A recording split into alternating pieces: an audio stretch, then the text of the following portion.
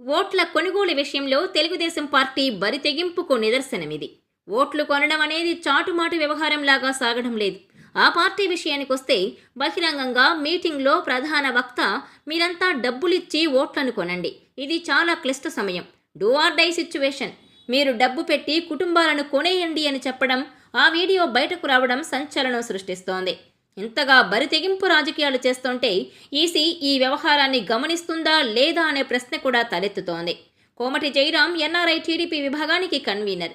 ఆయన ఇటీవల ఒక సమావేశంలో మాట్లాడుతూ పల్లెల్లో ఓట్ల కొనుగోలు గురించి తమ పార్టీ వారికి, ప్రత్యేకించి ఎన్ఆర్ఐలకు స్పష్టమైన దిశానిర్దేశం చేశారు.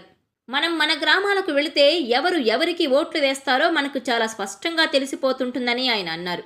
ఈ వెధవ మనకు ఖచ్చితంగా ఓటు వేయడు అని మనకు అర్థమవుతుంది. అలాంటి వారి కుటుంబాలను లొంగదీసుకోవడానికి మనం పని చేయాలి. ప్రతి వెధవకు ఒక కుటుంబం ఉంటుంది. ఆ కుటుంబానికి కొన్ని అవసరాలుంటాయి. ఆ అవసరాలు మనం తీర్చాలి, తీరుస్తామని చెప్పాలి, ప్రలోభ పెట్టాలి, మొత్తానికి వారిని లొంగదీసుకోవాలి, వారితో తెలుగుదేశానికి ఓటు వేయించాలి అంటూ కోమటి జయరాం చెప్పిన మాటలు లీక్ అయ్యాయి.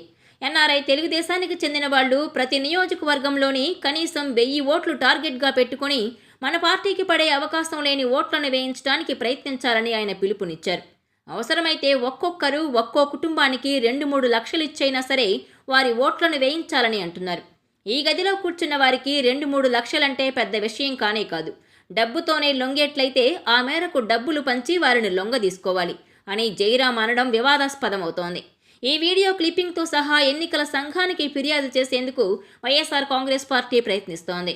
ఎన్ఆర్ఐ టీడీపీ వారి ద్వారానే వందల కోట్ల రూపాయల డబ్బును రాష్ట్రంలో ఓట్ల కొనుగోలుకు వెదజల్లడానికి తెలుగుదేశం ప్రయత్నిస్తోందని ఆరోపణలు వినిపిస్తున్నాయి.